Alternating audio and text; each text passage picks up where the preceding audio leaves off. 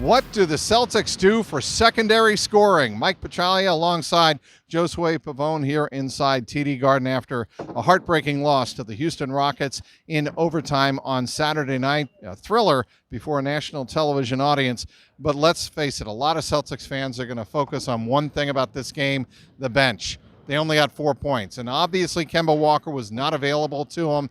Robert Williams just coming back from injury, a season-long injury. So the Celtics have to figure out, Brad Stevens has to figure out how to get more production than just 4 points. 2 points out of Grant Williams and 2 points out of Brad Wanamaker on Saturday night.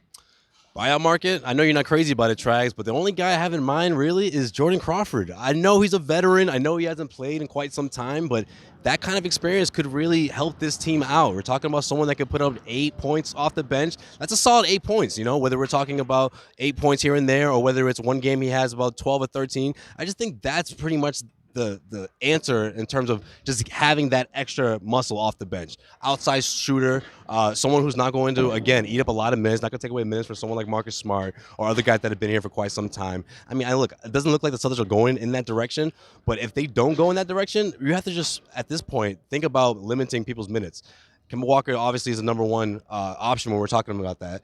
But then you also look at guys off this in the starting five, and you look at the rest of the second unit. I mean, who else can really put up consistent points right now? I just don't see any other way. Whether we're talking relying on the starting five and just again the top heavy lineup that Brad has, he's going to have to continue to clock these guys in to upwards towards 30 minutes if you don't look for another solution. Here's what I think could actually happen, and I think the Celtics have kind of toyed with this before, and they toyed with it a little bit last year, putting Gordon Hayward back on the bench along with somebody like Marcus Smart, and then you have two definite scorers coming off the bench, but do you really want to go with two bigs? And Brad Stevens is so much about matchups. He didn't even want to play Enes Kanter in this game against the Houston Rockets on Saturday night. Yeah. So what makes you believe that he would do something to juggle up the bench in that way? I mean, maybe I'm just spitballing here, but the Celtics have to find a way, in my estimation, to balance out the scoring in the reserves. Well, I think if they do go to the buyout market and they try to find a scorer like Jordan Crawford, that's going to it's going to say a lot about Kemba Walker's status. And I don't know. I don't want to think about what happened a couple of years ago with the Isaiah Thomas situation. There was a lot of, people not knowing exactly how bad the injury is. Hopefully that's not the case. But if it is that bad, I say you go out and get another shooter, another scorer. If it's not that bad, then you mend what you already have. And that's a really good, idea. That's one direction you could go, because now you would take away another wing from the starting five.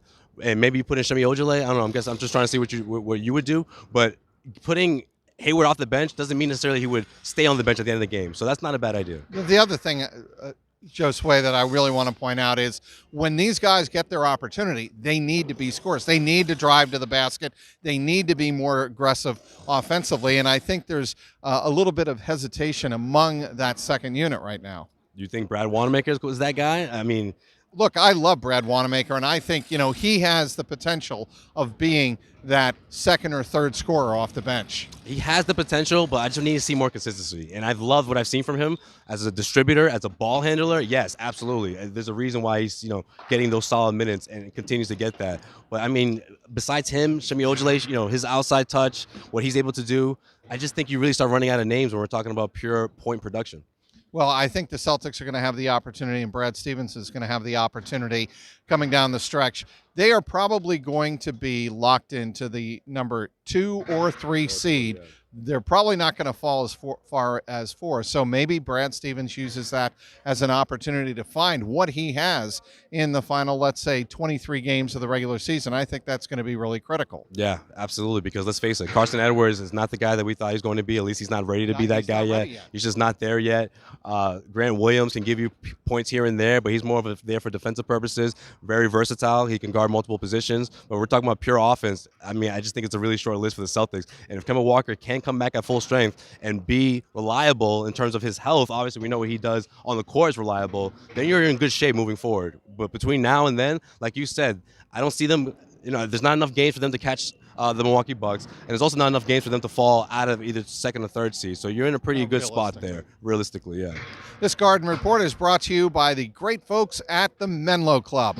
Go to www.themenlohouse.com/club and use the promo code GARDEN to receive your first order of your first month for just $25. That's over 50% off the normal price. Again, go to www.themenlohouse.com/club and use that promo code GARDEN.